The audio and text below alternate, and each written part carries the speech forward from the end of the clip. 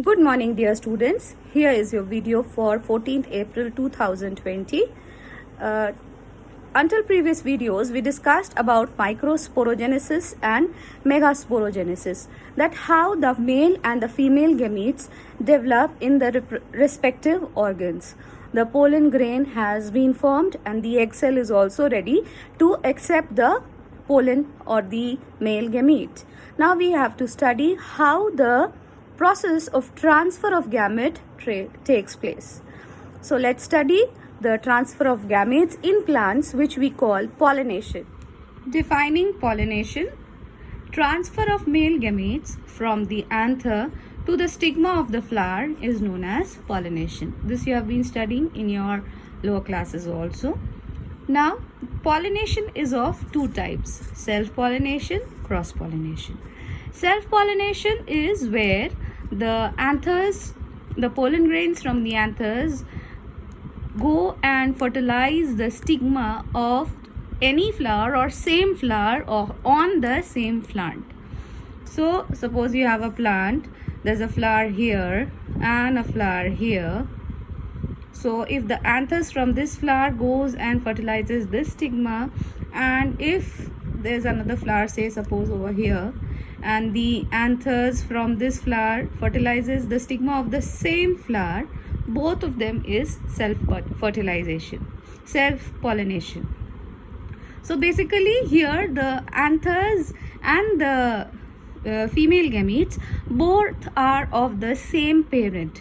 Okay, so that is why we call it as self-pollination. The other type is cross-pollination. Cross-pollination is like there's one plant, there's another plant of the same species. So the anthers go and fertilize the stigma of another plant of the same species, then it is known as cross-pollination. So self-pollination is of two types. Autogamy, as I told you in this particular case, that the anthers go and fertilize the stigma of the same flower, that is autogamy. And geitonogamy, where the same plant anther goes and fertilizes the stigma of another flower but same plant, that is geitonogamy. This particular geitonogamy is facilitated by pollinators.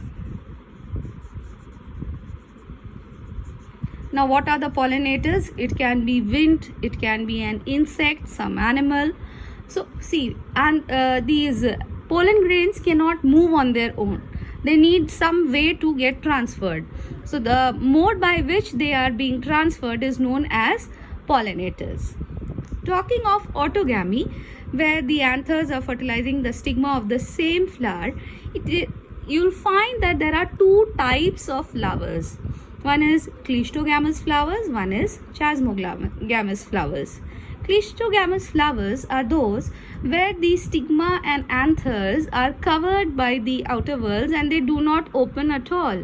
The flower does not open. The anther and stigma are so close to each other that they get fertilized. And in chasmogamous flowers, the flowers open, the whorls open, but then still the anthers fertilize the stigma of the same flower on the same plant. Whereas in cross-pollination, we have two types of agents assisting cross-pollination.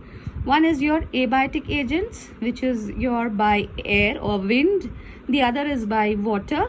And biotic agents like insects, birds, bats, human beings. So it all comes under zoophily. By wind we name it as anemophily. By water we name it as hydrophily. By any biotic agent like insect, bird, bats or animals or human beings, it is known as zoophily. So let's discuss each of them in details. Self-pollination is pollens from anthers of the flower are transferred to the stigma of the same flower. This is seen in wheat, rice, pea, or on a different flower of the same plant, as we discussed some time back. So self-pollination is from anthers to stigma of the same flower or anthers to stigma of a different flower on the same plant. Now we discussed about the types of flower: cleistogamous flower and chasmogamous flower. So these are the features of the cleistogamous flowers. The flowers are closed. The anthers and stigma, they lie very close to each other, and there is assured seed formation. Though there is no pollinators involved, but because they are so close to each other, they do fertilize the egg cell and the seed is bound to be formed. Whereas in chasmogamous flowers, these are open flowers. They have exposed male and female organs. Anther and stigma are brought near each other by growth, by bending, or by folding. So maybe here is your stigma and here are your anthers. So the anthers will grow as such that they will bend and come near the stigma, or the stigma will grow as such that it will go near the anther. So by bending, by growth, by folding, the two organs are brought near each other and the fertilization or transfer of gametes occur. So these are the two types of flowers. Now what are the advantages of self-pollination? See, in self-pollination, the production of seed is most of the time ensured. Flowers need not develop large showy petals. So because the anthers and stigma, they are only involved, we don't need pollinators. So most of the time they do not develop huge petals or showy petals. The pollen grains are also not large in number, because it is assured that the pollen grains, they are as many produced that they would fertilize the stigma. And the chances of pollination is also more, because anther and stigma are very close to each other, and the compatibility is there because they are of the same plant. So the chances of pollination is always more. It maintains purity of the race and avoid mixing. So a particular character is maintained, the purity of the race is maintained, and there is no mixing of that particular character. This is very important point from point of view of breeding. So but then if you go on having self-pollination, there are certain disadvantages also. The progeny gets weaker after every generation. Okay, so the characters are maintained, but then some not very common characters but important characters may get lost.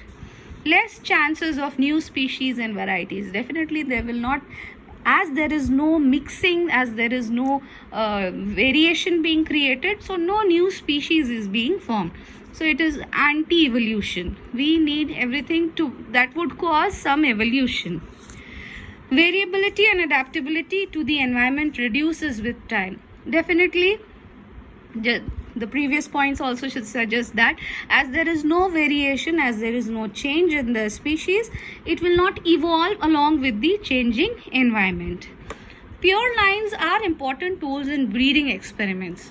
So yes, they are maintained. This, as I told you, this is a very important point. Pure lines are important in breeding experiments. Suppose you want a particular character, so you try to choose the pure lines. They will have that particular character for sure. So this is all about self-pollination, the two types of flower, its advantages and disadvantages. Talking of autogamy, autogamy is transfer of pollen from anther to stigma of the same flower. Geitonogamy is transfer of pollen grain from the anthers of one flower to the stigma of another flower on the same plant. This is genetically self-pollination, but functionally it is cross-pollination. As we discussed earlier also, from one flower to another flower, the anther cannot go on its own. It needs some pollinator in it. That is why functionally it is a cross-pollination. While genetically, if we speak about it, because both the male and the female gamete is of the same plant, it is self-pollination. Thank you.